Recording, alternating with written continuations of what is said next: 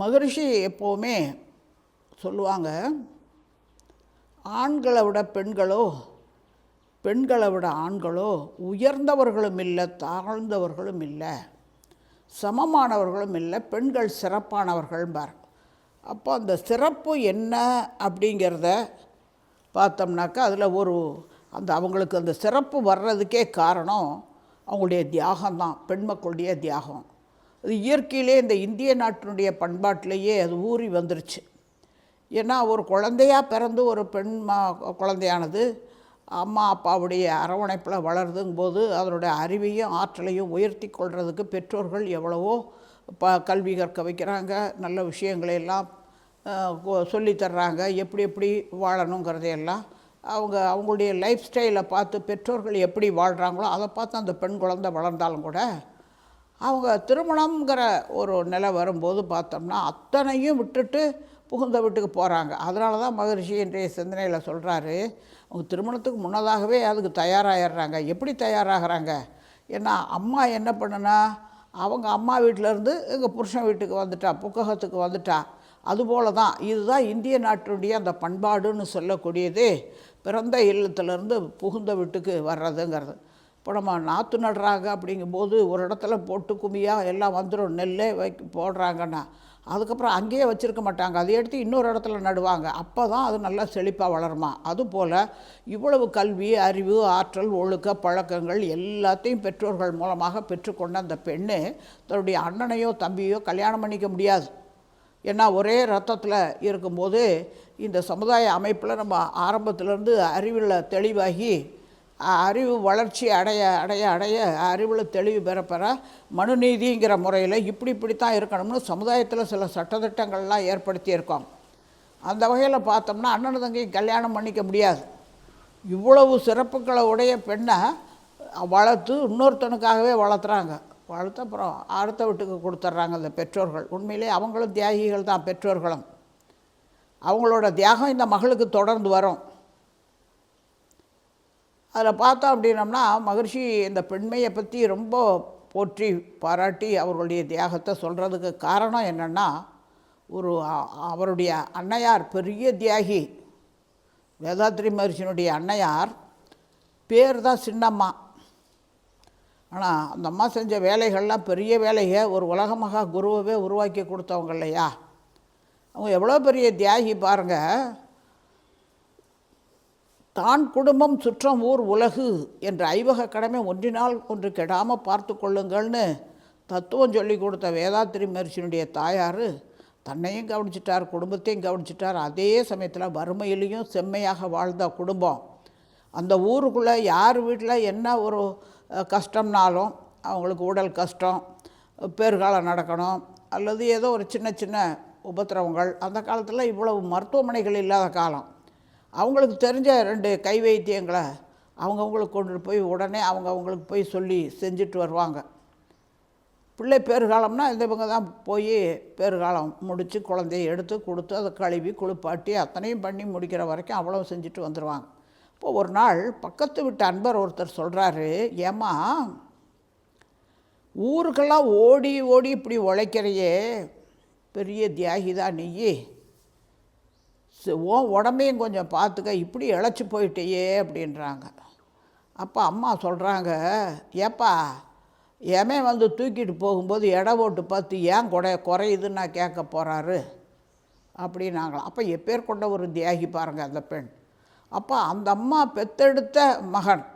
அப்போ இந்த பெண்ணின் பெருமையை பெண்களும் உணரணும், அவர்களால் பெற்றெடுக்கப்பட்ட பிள்ளைகளாகிய மகன்களும் உணரணும். அப்படிங்கிற முறையில் தான் பெண்களுக்கு முக்கியத்துவம் கொடுப்பார் எப்போவுமே மகரிஷி. அடுத்து பார்த்தோம்னா அவருடைய மனைவி அன்னை லோகாம்பா, மாமியாரை மிஞ்சின, பாட்டியை மிஞ்சின தியாகி அந்த அம்மா.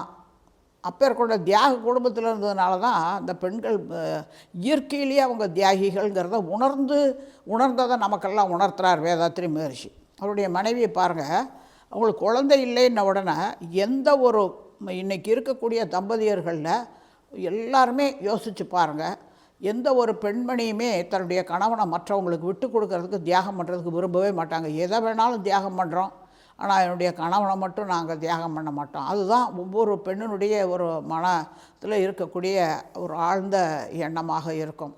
ஆனால் குழந்தை இல்லை, அது எல்லோரும் மலடின்னு சொல்கிறாங்கன்ன உடனே தன்னுடைய வாழ்க்கையை பங்கு போட்டு கொடுத்த பெரிய தியாகி இல்லையா அந்த அம்மா. தன்னுடைய கணவருக்கு எப்படியாவது இன்னொரு கல்யாணம் பண்ணி வைக்கணுங்கிறதுக்காக என்னென்ன வகைகளையெல்லாம் சொன்னோம்னா அவர் அக்செப்ட் பண்ணுவார் இந்த திருமணத்தை அப்படிங்கிற முறையிலெல்லாம் அவங்க சாமதான பேத தண்டம்ங்கிறத பிரயோகம் பண்ணி அந்த 2வது கல்யாணத்தை பண்ணி வச்சார். அது மட்டும் இல்லை, வேதாத்ரி மகரிஷி தன்னுடைய 50வது வயதில் தன்னை இந்த சமுதாயத்துக்கு ஒப்படைப்பு பண்ணிக்கணும், வாழ தெரியாதவர்களாக வாழ்வதற்கான ஒரு வாழ்க்கை கல்வியை நான் அறிந்து கொண்டேன், நான் அறிந்ததை மற்றவர்களுக்கு அதை உணர்த்தணும் என்ற முறையில் 50 வயதில் தன்னை சமுதாயத்துக்கு முழுமையாக ஒப்படைச்சிக்கணுங்கிறார். அப்போது ஒரு 4-5 பேரை கூப்பிட்டு வீட்டில் விருந்து வச்சு சாப்பிட்டுட்டு மத்தியானம் சாப்பாடெலாம் போட்ட பிறகு அன்றையிலேருந்து நான் அந்த குடுவாஞ்சேரியில் குடிசை ஒன்று போட்டு வச்சுருக்கோம், அங்கே மன்றம்னுட்டு, அங்கே தான் நான் தங்கிக்குவேன் அப்படின்னு சொல்லிவிட்டு மனைவிமார்கிட்ட சொல்லிட்டு கிளம்புறாங்க. இப்போ அந்த அம்மையார் சொல்கிறாங்க, அன்னை லோகாம்பாள் எனக்கு ஒரு வரம் கொடுங்க அப்படின்றா.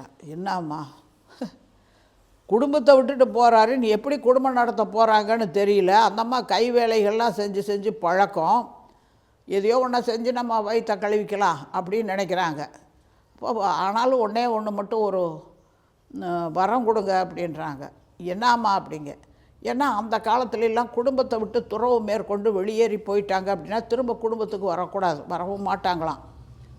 இவங்க குடும்ப அன்பர்களை பார்க்கவும் கூடாதான். அப்படி ஒரு சந்நியாசம் மேற்கொள்கிறவங்க, துறவு மேற்கொள்கிறவங்களுக்கு ஒரு விதி அந்த மாதிரி இருந்திருக்கு. அதனால் அந்த அம்மா என்ன கேட்குறாங்க, எப்போயாவது நீங்கள் இந்த பக்கம் வந்தீங்கன்னா உங்களை நாங்கள் பார்க்குறதுக்கு அனுமதி கொடுக்கணும் அப்படின்றான். எப்பேர் கொண்ட ஒரு தியாகி பாருங்கள், தன்னுடைய கணவனை உலக மகா குருவாக, உலகத்துக்கே இந்த சமுதாயத்துக்கு மேன்மைப்படுத்துவதற்கான ஒரு குருவாக தியாகம் பண்ணி நீங்கள் போயிட்டு வாங்க, என்றைக்காவது நாங்கள் வந்தாக்க உங்களை பார்க்குறதுக்கு அனுமதி கொடுங்க. அது மட்டும் இல்லை, அடுத்த விஷயந்தான் ஒரு பெரிய விஷயம். அந்த அம்மாவோட தியாகத்தின் இதை அளந்து சொல்லவே முடியாது. நல்லா இருக்கிற வரைக்கும் ஊருக்கு உழைச்சிட்டு வாங்க, சமுதாயத்துக்கு சேவை செய்யுங்க, மனவளக்கலையை பரப்புங்க, எல்லா குடும்பத்தையும் மேன்மையாக்குங்க, நான் வேண்டான்னு சொல்லலை. ஆனால் என்றைக்காவது உங்களுக்கு உடம்புக்கு முடியல அப்படின்னா அன்றைக்கி அடுத்தவங்க அந்த பாரத்தை சுமக்கக்கூடாது, நீங்கள் இங்கே வந்துடணும், நாங்கள் தான் உங்களை பார்த்துக்கணும். எப்பேற்கொண்ட ஒரு உள்ளம் பாருங்கள். ஏன்னா அதான் ஊருக்கு உழைத்திடல் யோகம்னு சொல்லுவார் பாரதியார். அதுபோல் அந்த தியாகிங்கிறது அது காரணம் என்னன்னு பார்த்தோம்னாக்க, இயல்பிலேயே பெண்களுக்கு மனோபலம் ஜாஸ்தி, ஆண்களுக்கு உடல் பலம் ஜாஸ்தி. இவங்க இந்த பெண் மக்களாக இருக்கிறவங்களுக்கு இந்த மனோபலம் இருக்கிறதுனால தான் எதையும் தாங்கி கொள்ள முடியும். அப்படிங்கிற வகையிலையும் பெரிய தியாகிகளாக ஒரு சாதாரணமாக இவ்வளவுக்கு அன்னை லோகாம்பாள் ஆக வேண்டாம், வேதாத்திரி ஆக வேண்டாம், ஒவ்வொரு பெண்மணியும் சாதாரணமாகவே தியாகியாக தான் இருக்காங்க. ஏன்னா பிறந்ததுலேருந்து பார்த்தா இது என் வீடு, எங்கள் அப்பா எங்கள் அம்மா, ஒரு அக்கா தங்கச்சி 2 பேர் இருக்கிற வீட்லேயே இருந்தால் கூட ஏதோ தெரியாமல் இந்த பொண்ணோட தங்கச்சியோட பாவாடையை அக்கா தூக்கி கட்டிட்டா அப்படின்னா இது என்னது அப்படின்பா. அதே மாதிரி சாப்பிட்ற தட்டு இது என்னதும்பா. இப்படி ஒருத்தருக்கு ஒருத்தர் விட்டு கொடுக்கவே மாட்டாங்க சின்ன வயசில். ஆனால் அப்படி இது என்னதுன்னு அவ்வளோ பற்று வச்சுட்டு இருந்த அந்த குடும்பத்தை விட்டு ஒரே சனம் தாலி கட்டினாங்கன்னு உடனே கிளம்பிடுறா புகுந்த வீட்டுக்கு. அவ்வளவையும் தியாகம் பண்ணிட்டு தானே போகிறா. அந்த தியாகங்கிற அந்த எண்ணம் எப்படி வருதுன்னா, ஹெரிடிட்டரியாக பாரம்பரியமாக இந்த இந்திய பண்பாட்டிலே வந்திருக்கக்கூடிய ஒரு பழக்கங்கிறார் இன்றைய சிந்தனையில் மகரிஷி. அதனால் அந்த தியாகம் அப்படிங்கிறது அதை உணரணும். இந்த புகுந்த வீட்டுக்கு வந்த பிறகு அந்த புகுந்த வீட்டில் இருக்கிறவங்க அவங்க என்ன அடுத்த வீட்டிலேருந்து நம்ம எவ்வளவெல்லாம் ஒழுக்க பழக்கத்தோடு வளர்த்து படிக்க வச்சு எல்லாத்தையும் பண்ணி இப்படி ஒரு பொண்ணை நமக்கு கொடுத்துருக்காங்க. அந்த மாமியார்லேருந்து மாமனார்லேருந்து அந்த கணவன்லேருந்து சகலவர்களும் நினச்சி பார்க்கணும். எப்படி இல்லைன்னா சம்பளம் இல்லாத வேலைக்காரியாக வீட்டுக்கு சேர்றா அந்த பெண்ணு. எவ்வளவு தியாகம் குடும்பத்தை பெற்றோர்களையெல்லாம் உடனடியாக விட்டுட்டு இங்கே டக்குன்னு வர்றாங்கும்போது எந்த அளவுக்கு இங்கே இருக்கிறவங்களாம் நன்றி பாராட்டணும். அந்த பொண்ணுக்கு வேண்டிய அத்தனை வசதிகளையும் செய்து கொடுக்கணும். ஏன்னா ஒரு மாமியார் அப்படின்னு எடுத்துக்கிட்டோம் அப்படின்னம்னா அவளுக்கு 50 வயசு 40 வயசு ஆகும்போது தன்னுடைய குடும்பத்துக்குரிய கடமைகளை செய்கிறதுக்கு உடம்புல வலுவு இருக்காது. அப்போ தனக்கு ஒரு சப்ஸ்டியூட், ஒரு பதிலாள் வேணும். அப்படி ஒரு பதிலாள் தான் மருமகளாக சேர்றான். அப்போ இந்த மாமியார் எந்த முறையில எல்லாம் அந்த குடும்பத்தில் இருக்காளோ அதை ஃபாலோ பண்ணி தான் இந்த மருமக வருவா. ஏன்னா அவளும் முன்னாடி ஒரு மருமகளாக இருந்தவோ இப்போ ரெண்டாவது மருமகளாக வர்றா. அதான் மருவி வந்த மகள்ன்றார் மகரிஷி.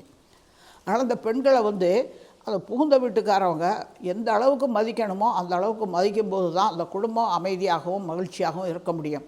இப்போ அந்த வகையில் இயற்கையிலேயே தியாகிகளாக இருக்கக்கூடியவங்க பெண்கள்ங்கிறதுனால தான் மனைவி நல வேட்பு நாளில் பெற்றோரை பிறந்தகத்தை பிறந்த ஊரை விட்டு பிரிந்து வந்து பெருநோக்கில் கடமை அறமாற்ற. எதுக்காக பிரிஞ்சு வந்தா? கடமையை செய்கிறதுக்கு. ஏன்னா கடமையை செய்யணும் அப்படிங்கும்போதே அந்த கடமை எப்படி இருக்குது, தான் குடும்பம் சுற்றம் ஊர் உலகு என்ற ஐவக கடமை ஒன்றினால் ஒன்று கெடாமல் பார்த்து கொள்றதுக்கு இத்தனையும் அங்கே அண்ணன் தம்பியை கல்யாணம் பண்ணிக்க முடியாது. தான் படித்த அந்த வித்தைகளை எல்லாம் இங்கே கொண்டுட்டு வந்து இன்னொரு வீட்டில் அவங்களுக்குரிய கடமை வினைப்பதிவுகளை கழிக்கிறதுக்கும் அது உதவியாக இருக்கணுங்கிறதுக்காக தன்னுடைய கடமையை ஆற்றுவதற்காக வர்றாளாமா. என் நற்றவத்தால் என் வாழ்க்கை துணையாகி பெண்மை நலநோக்கில் அன்போடு கருணை இவை கொண்டு மற்றவர்க்கும் அறமாற்றும் மாண்புமிக்க என் தன் மனைவியை நான் மதிக்கின்றேன், வாழ்த்தி மகிழ்கின்றேன்னு அந்த கவியில் சொல்கிறாரு. அப்படின்னாக்க இப்போ எந்த அளவுக்கு பல பிறவிகளில் தவம் பண்ணினதனுடைய விளைவு தான் ஒரு நல்ல மனைவி அமையிறதுங்கிறது. இதை உணர்ந்து ஒவ்வொரு குடும்பத்திலையும் அந்த பெண் மக்களுக்குரிய பெருமையையும் சிறப்பையும் உணர்ந்து நடந்துக்கிட்டாங்கன்னா அந்த எதிர்கால சந்ததியினர்களெல்லாம் நல்லவர்களாக வல்லவர்களாக சமுதாயமும் வளமாக உயர முடியும். அப்படிங்கிறது தான் இன்றைய சிந்தனையில் மகரிஷி இயற்கையிலே மகளிர் தியாகிகள்ங்கிறத ஒவ்வொரு நாளும் ஒவ்வொருத்தரும் அதை எண்ணி பார்க்கணும். ஒவ்வொரு குடும்பத்திலையும் தாங்கள் வீட்டில் இருக்கக்கூடிய பெண் மக்களுக்கு எந்த அளவுக்கு மதிப்பு கொடுக்கணும், அவங்களுடைய தேவைகள் என்ன, அவங்களுக்கு நம்மளால் என்னென்ன செய்ய முடியும் அப்படிங்கிறதையெல்லாம் அந்த குடும்பத்தினர் சிந்திக்கணும். ஒருத்தர் மதிக்கப்படணும். அதனால தான் திருமண வாழ்த்தில் கூட மனித மதிப்பு உணர்ந்து ஒழுகும் பண்பும்பார் மகரிஷி. கணவனை மனைவியும் மனைவியை கணவனும். ஏன்னா ஒரு சின்ன வயசில் அப்படியெல்லாம் என்னதுன்னு இருக்கா. இப்போ கணவன் வீட்டுக்கு போனோடனே அங்கே அந்த பாரம்பரியமாக சில பண்பாடு சில பழக்க வழக்கங்கள் கொண்டு வர்றாங்க பாருங்கள் எப்படின்ட்டு. பொண்ணு மாப்பிள்ளை வந்த உடனே பாலும் பழம் கொடுக்குறாங்க. என்ன ஒரே ஒரு டம்ளர் பாலை கொடுத்தா நீ பூரா குடிச்சிடாத, ஆளுக்கு பாதியா. ஏன்னா விட்டு கொடுத்தல் தியாகம் சகிப்புத்தன்மை அங்கே வரணும். அப்போ தான் அந்த குடும்பம் அந்த கணவன் மனைவிக்குள்ளார நல்லா இருக்க முடியும். அப்போ ஒவ்வொன்றிலையும் இப்போ இவ்வளோ நாள் என்னது எனக்கு தான் எல்லாம் அப்படின்னு சொல்லிட்டு இருந்த அந்த பொண்ணு இப்போ என்ன பண்ணுறா, கணவனுக்கு பாதி தனக்கு பாதி அந்த முறையில். அப்போ இன்னும் அடுத்து என்ன நடக்குது, அந்த மன விரிவுங்கிறது. ஒரு குழந்தை பிறந்துருச்சுன்னொன்னா அந்த குழந்தைக்கு அதுதான் வயிற்றுக்குள்ளார குழந்தை இருக்குதுன்னா நீங்கள் இன்னது தான் சாப்பிடணும், இதெல்லாம் சாப்பிடக்கூடாது, குழந்தைக்கு ஆகாதுன்னா அவ்வளோ தனக்கு பிடிச்ச உணவை கூட சாப்பிட முடியாமல் தியாகம் பண்ணுறா. தன்னுடைய கணவனுக்கு என்னென்ன பிடிக்குமோ அதைத்தான் தனக்கும் பிடிக்கும் அப்படிங்கிற அளவுக்கு தனக்கு பிடிச்ச விஷயங்களை எல்லாம் தியாகம் பண்ணி கணவனோட இணக்கமாக இருக்கா. இப்படி ஒவ்வொன்றுமே இயல்புலேயே இந்த பெண் மக்கள் தியாகிகள்ங்கிறத உணரணும். அப்படிங்கிறது தான் இன்றைய சிந்தனையில் நமக்கு மகரிஷி உணர்த்துறாங்க. மேலும் சிந்திப்போம், தெளிவு பெறுவோம். வாழ்க வளமுடன்.